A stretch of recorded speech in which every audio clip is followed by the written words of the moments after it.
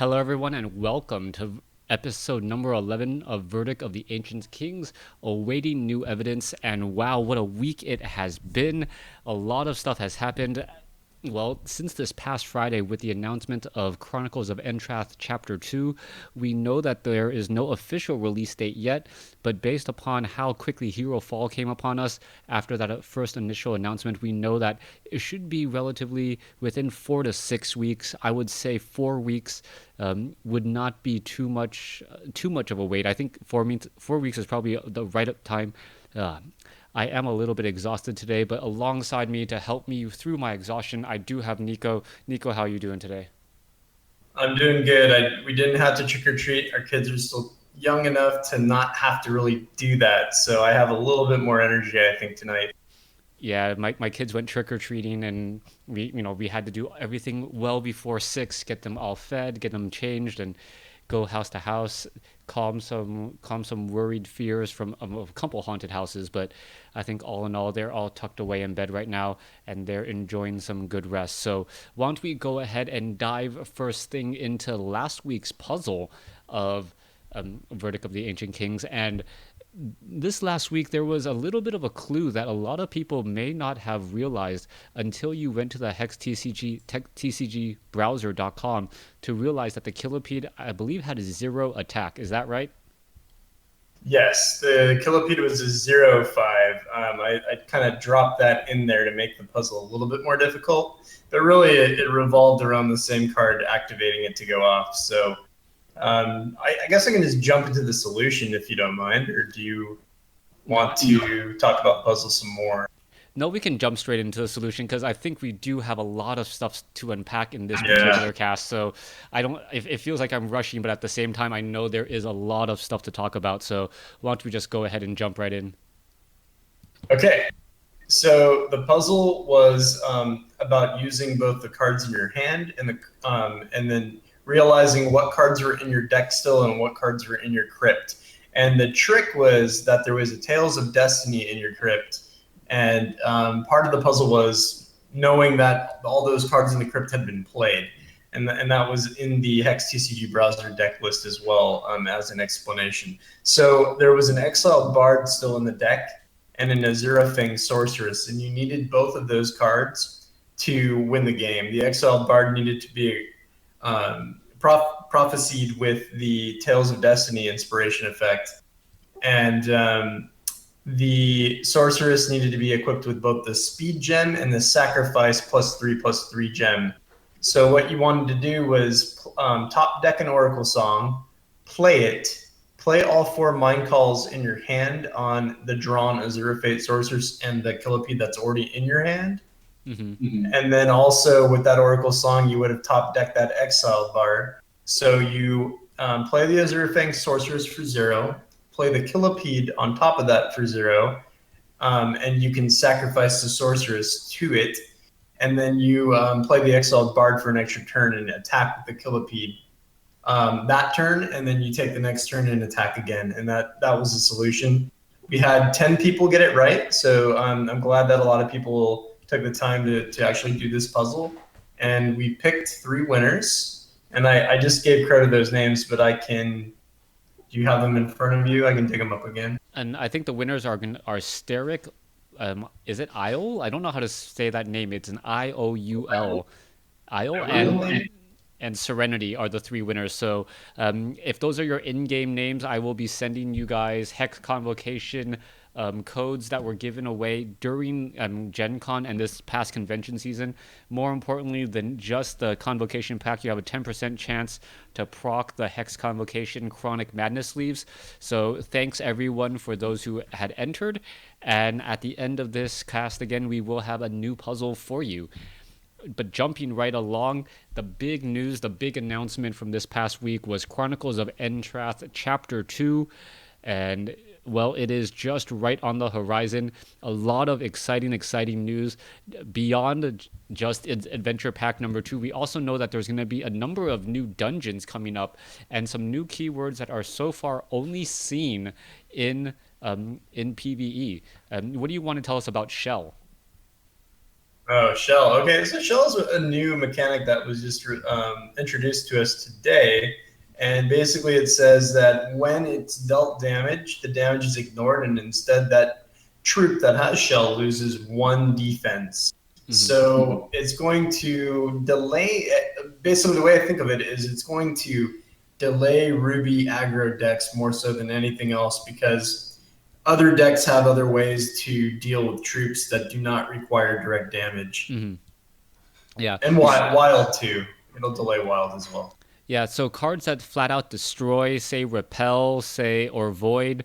Repel destroys attacking or defend or attacking troops. Void, like bring to justice, flat out removes it. Those cards, those types of removals will still work. Kill, hero fall, but the cards that are like fireball, cremate, burn, crackling bolt, those are not going to be nearly as effective. And also, combat damage is also going to fall within this as well. So a lot of the warrior decks or a lot of the swarm decks that were currently out there that where you use the warrior combat power to remove a high threat and then flood with a whole bunch of units, that's not going to work either. So it's going to be really interesting to see what type of new decks have to bubble up to the surface and how all of these individual races and classes are going to deal with Shell, and whether or not Shell is going to be something that we only see in the Kraken's Cove or if that's something to be seen throughout all of Adventure 2.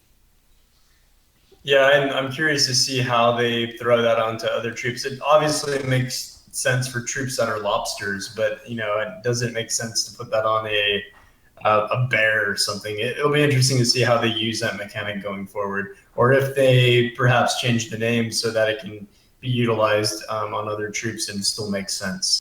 Yeah. Also, a couple of things to note when they released those adventure packs, they also announced the four dungeons that are going to be in Adventure Zone 2. It's going to be the Brute Crown Bluff, Kraken's Cove, which is something that we have alluded to in before, the Great Machine Graveyard, which was, I believe, announced back in July, and then Ruins of Kukatan. Outside of the Great Machine Graveyard and the Kraken's Cove, I don't think much is known between the Brute Crown Bluff or Ruins of Kukatan. Is that correct? Yeah, I don't think anything is known. Maybe I could share a small spoiler that I think one of the things I get to spoil is Mm-hmm. from one of those two unknown dungeons. I actually don't know that for a fact, but the card alludes to it potentially being from one of those two dungeons. Yeah, and Kraken's Cove, I think all of us can pretty much assume it is that giant lake that we had mentioned earlier in when we had did a little bit of a teaser spoiler. So that is, in fact, I believe where the Kraken is going to be. It seems to be that there are going to be a number of nodes there, whether or not you go into the lake or there's some sort of cave or something beyond that lake. We still don't know how that's all going to work yet. I think Hex Entertainment is just at the surface, scratching the surface in what they can do in terms of the map and do with the storytelling. And I'm really, really interested to see how they are going to progress with all of this storytelling moving forward. Yeah, it'll be interesting. And I know this is way further down the road, but I know that some of these dungeons, the bosses could also be placeholders for raid events as well, where they might repurpose the dungeon to be entered by a party that could, complete it in a raid format.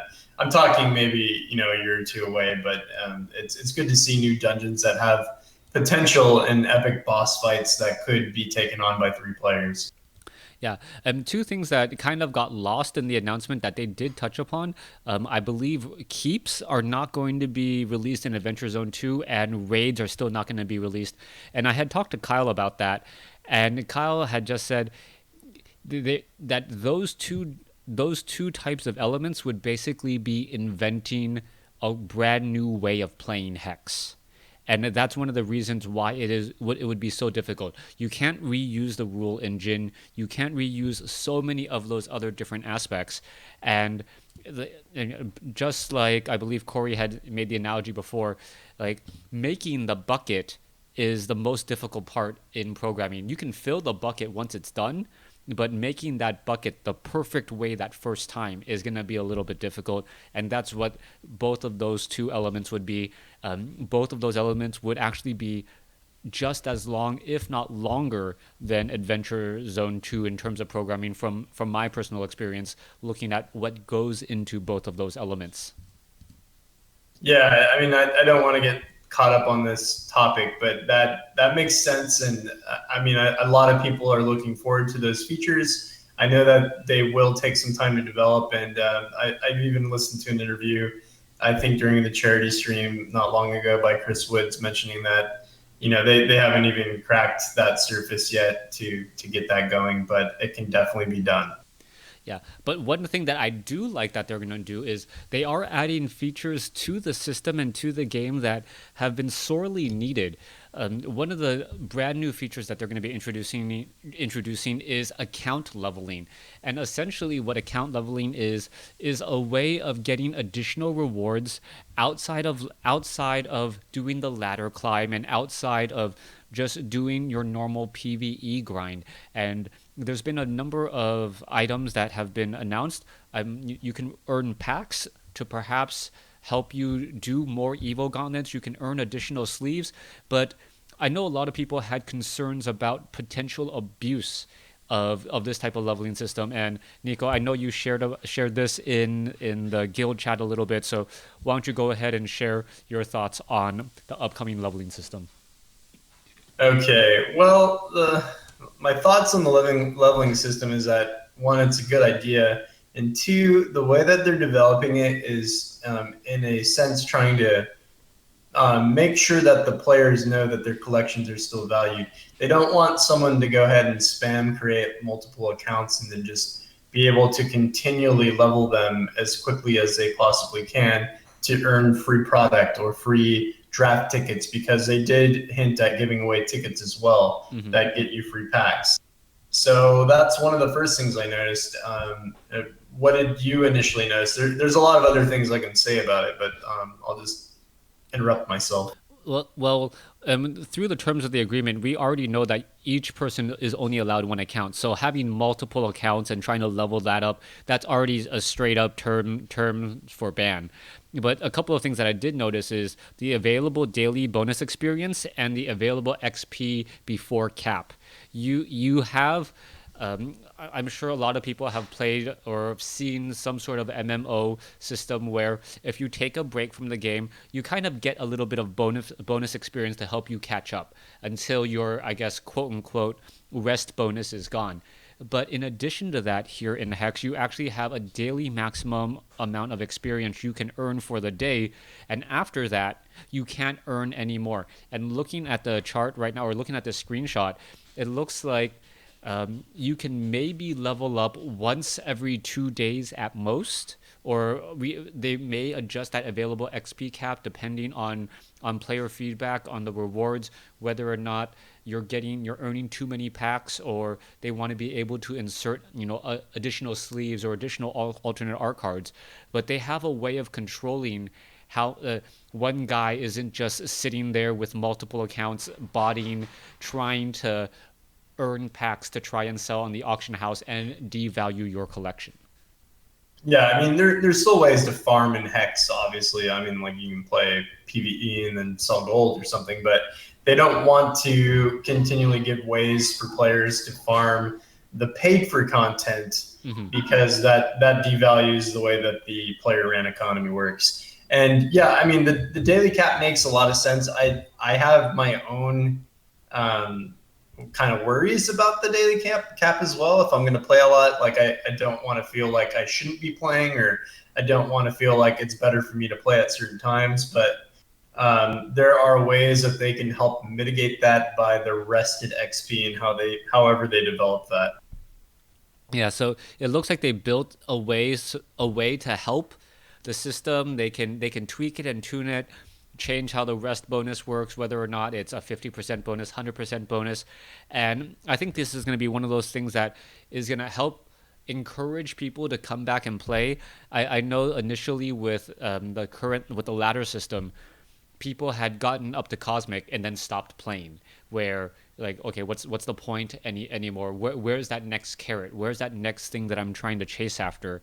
And the leveling system is gonna do that. It's gonna help those who it's gonna, I guess, help the low to medium casual player, where they do want to invest money and they see the value of the game and they see the value of their collection, and every so often they're given a pack that they're able to use in a gauntlet of some sort and try and earn a little bit more. Did I? It's been a while since I looked at that article. Do you remember? Is it constructed and then PVE, or is like all PvP play and then all PvE play? Is that how they bundled it?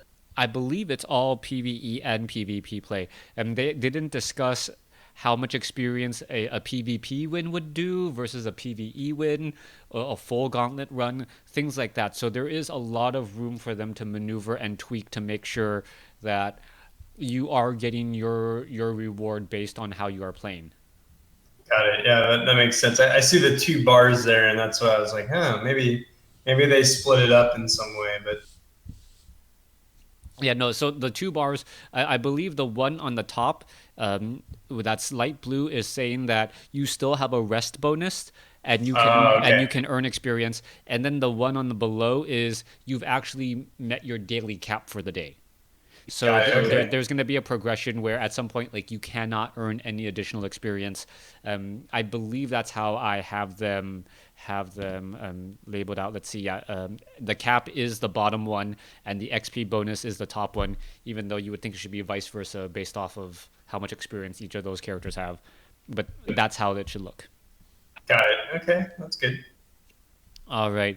We're trying to shotgun through all of this because Hex had basically just unloaded a whole bunch of information, and we still have to get through our racial classes and breakdowns. So, do you want to do those first, or do you want to go to a new puzzle? Then you know what, people might just jump to the end. So let's come back to the puzzle and go straight through our class and racial breakdown. Coming up first is going to be the dwarf class.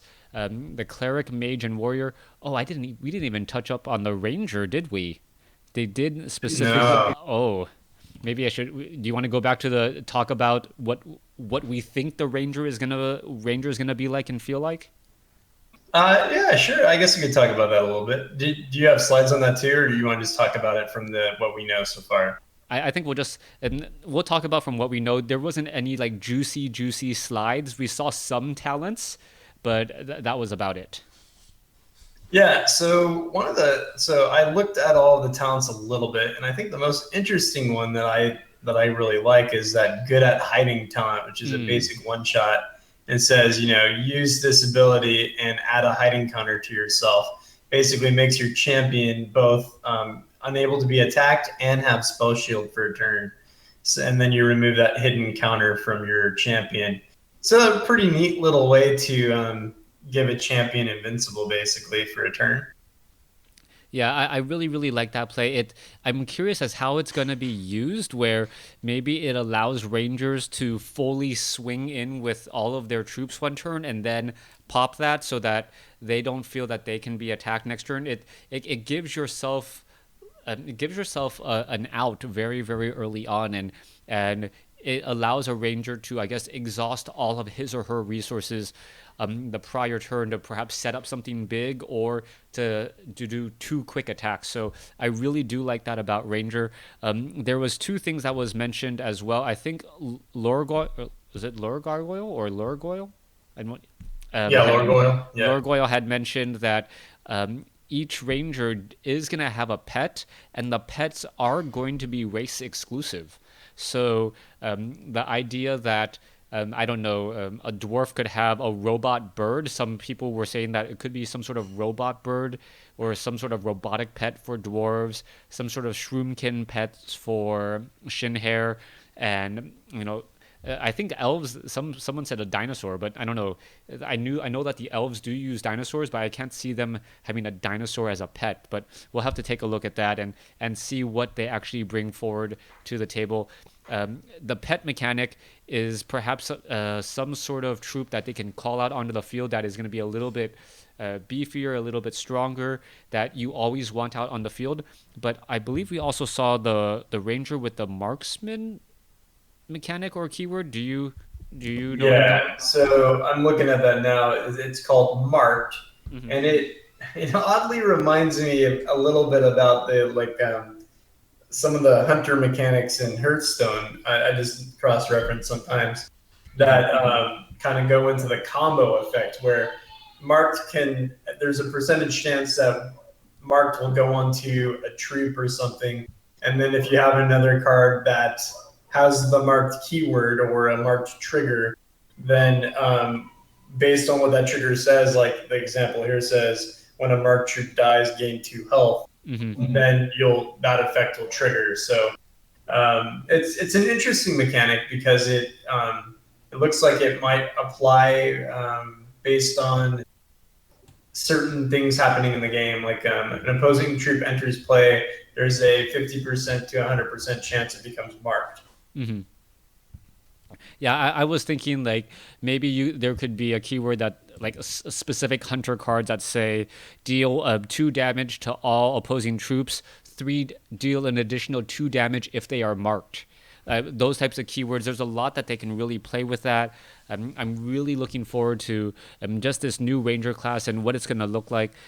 I will mention that during my visit to the Hex headquarters that they did say even if you currently have 10 characters, you will be able to play a ranger without having to delete one. I don't know how they're going to implement that, but I do know that you will be able to create a ranger day one. Most likely, you still have to play through Adventure Zone, Chronicles of Entrath Chapter 1, but you will be able to play a ranger day one without deleting any of your previous characters. Yeah, so I know they have not confirmed yet the multiple questions around character slots, but based on that information, it does sound like we'll at least have more than 10. I Mm-hmm. don't know what that means, but hopefully it's a lot more than 10. And maybe we have to pay for additional slots, which I'd be more than happy to do for gold at least. Yeah. All right. So moving right along, let's go ahead and finally jump into the remaining 4 races. Going into the underworld side, we have the dwarfs, where they have stone body. You have armor 1 as their racial passive, one of the best abilities. Always being able to take an additional point of damage every turn. And then friend of the jank bot. If you have 150 or more cards in your deck, plus 2 starting charges, I don't think I've ever seen or I would ever consider running a dwarf deck with 150 cards right now. I actually made one of my first characters. I named him Janktown because I specifically wanted to use that interaction with. I think it was a dwarf mage Mm-hmm. because I wanted to have as many spell sprites as I could get, Mm-hmm. and also the Jankbot friend of Jankbot talent. And what happened was the game was not as optimized right when Adventure Zone 1 came out, and 150 card decks were almost unplayable Mm. until they patched it. So I actually ended up deleting that character and going with another idea. But it's a cool little ability for dwarf. I think it might be utilized more with Adventure Zone 2 as more resource fixing and card draw is introduced. All right. So is that a subtle nod that we should all be stocking up on jank bots if we want to run friend of the jank bot? I don't want to say more about that, but I will say that if you do not have a playset of Jankbot, you're probably going to want one for Adventure Zone 2. So don't all run to the auction house and stock up, but if you don't have a set, try to get one. All right. So looking at the dwarves specifically, I believe I have a Actually, do I? I don't believe I have any dwarf cleric mages or warriors. What can you tell us about each of these, or just a racial passive beyond the armor one, which is very, very incredibly useful when you're going up against a Killipede? Okay, so the armor one's great. The clerics have the blessing rod, which is also an artifact that starts in play. So if you're playing a deck that is themed around having artifacts in play, whether or not you're playing something like a research librarian or a oh gosh, there's so many cards that interact with it. You can even play a what's that one cost guy that comes into play and makes a war bot out of a troop. He transforms them into a war bot. Anyway, any transformation effects Mm-hmm. that you can put onto artifacts in play can make great use of the blessing rod. Blessing rod says whenever you play a blessing, also gain a charge. Um, Mage has Technomorph, which I actually have an entire deck built around, and my next fully equipped article is based on it. Mm-hmm. It transforms a target troop into a random artifact, which is pretty fun to play with based on the amount of spell power you have. And then the warrior has possibly, and it's the only dwarf I don't have a tune of, but it has possibly the strongest charge power where you can battle a champion and then that champion's resources get blanked. Yeah. So if they spent 3 resources the last turn, they're going to have 0 resources, or 3 out of 3 resources. They would have 0 resources at the beginning of their next turn. Yeah, I actually remember I do have a dwarf warrior and how powerful that is. It's basically being able to play a mastery of time most of the time, where you know your opponent can't play anything the next turn. Even if they do play a single resource on their turn, they have one resource to do very little with. And if you can chain it and get two attacks with a warrior back to back, you by that point usually win the game. So very, very powerful combination right there. Moving right along to the Shin Hair. Shin Hair, expendable lives. Dungeon, you get +2 dungeon lives, and you also get +3 starting health. So Shin Hair seems to be one of those class or races where you can enter in a dungeon with a little bit more health and life, and not feel as unlucky when you are trying to get the perfect starting hand. If you're having some difficulties with some of the bosses, consider running Shin Hair, just because you have multiple chances to defeat those bosses until you're out of lives.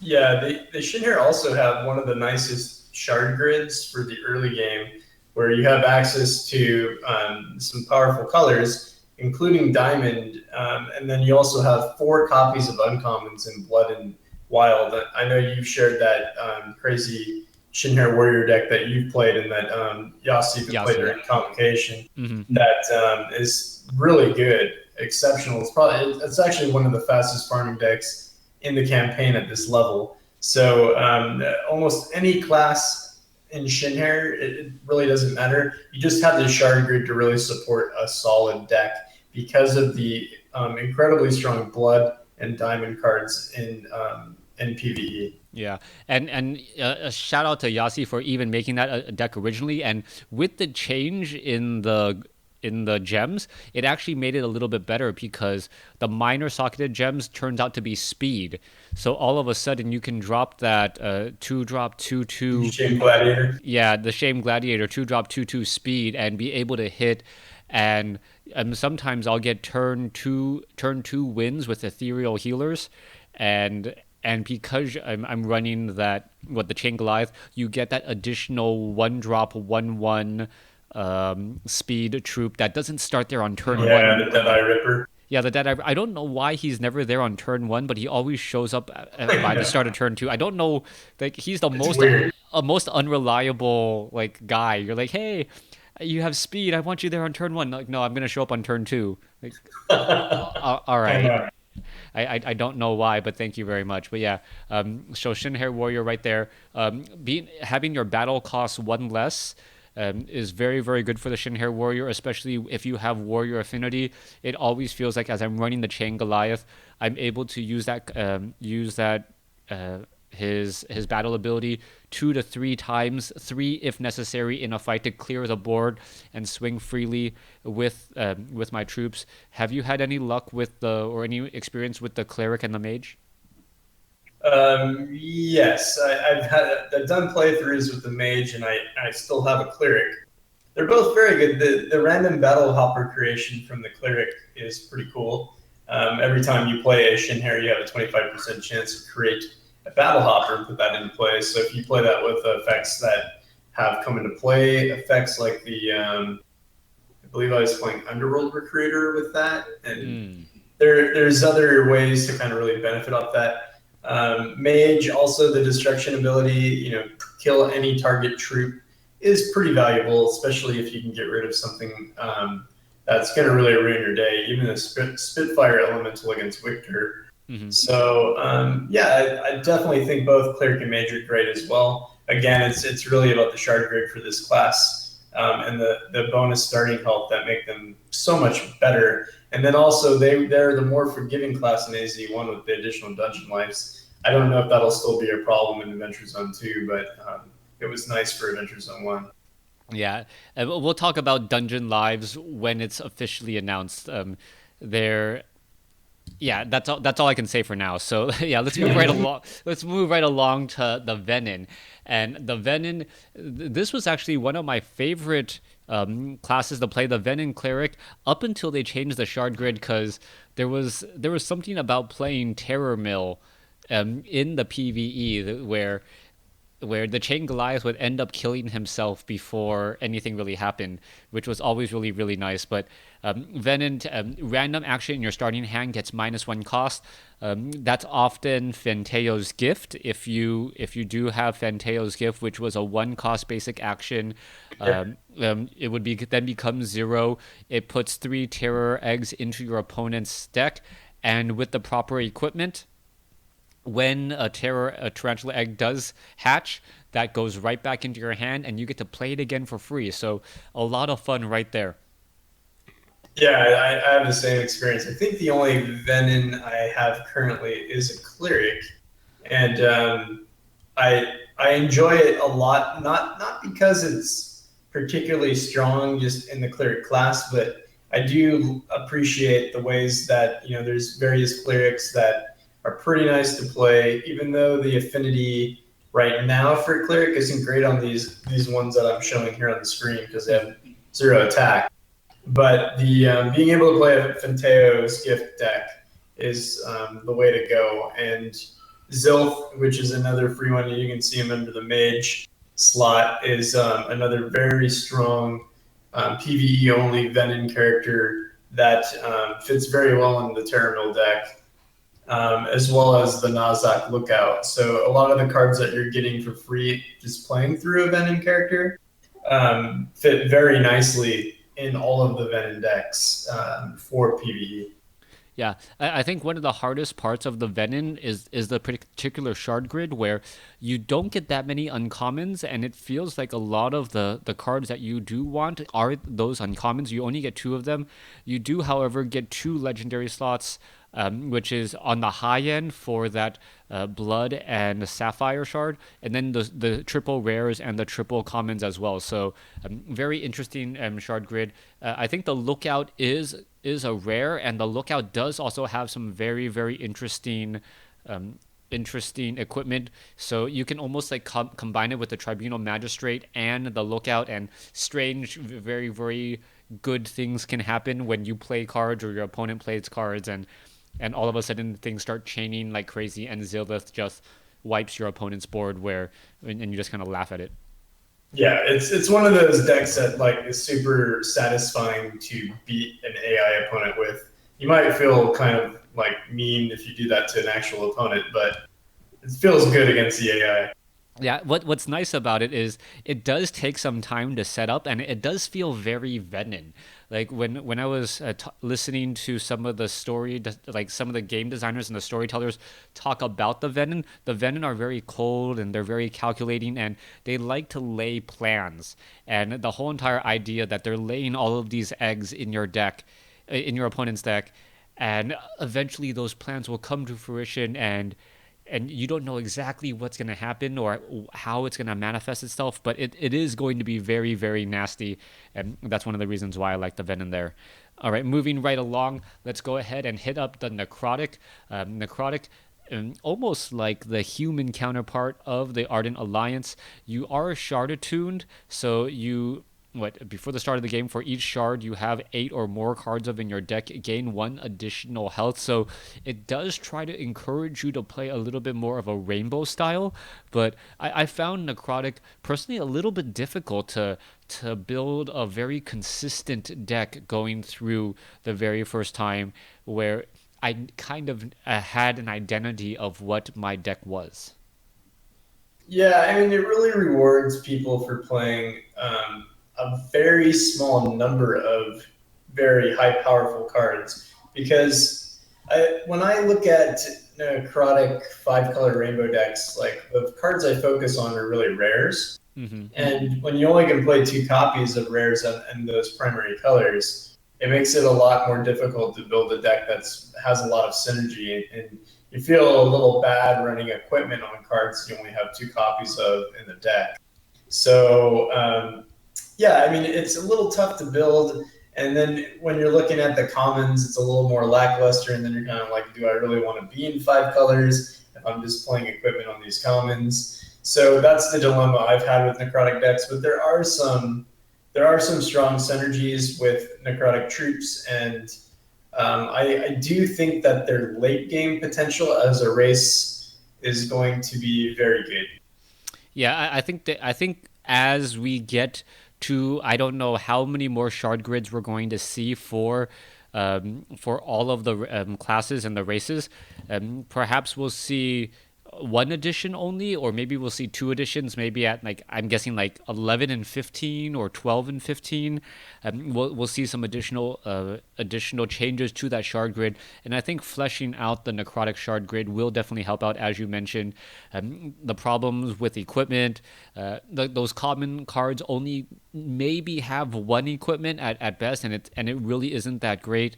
And trying to dig for that card that only has two equipment of does make it a little bit hard. So we'll see how the shard grid does progress, and whether or not maybe wild will only stay as 1/1/1 throughout. But I don't see that many wild cards for necrotic popping up anyways. All right, so at this point we move on to the final slide in our show today, and this is the new puzzle that we have brought to you by, well, a member of Cornerstone Guild.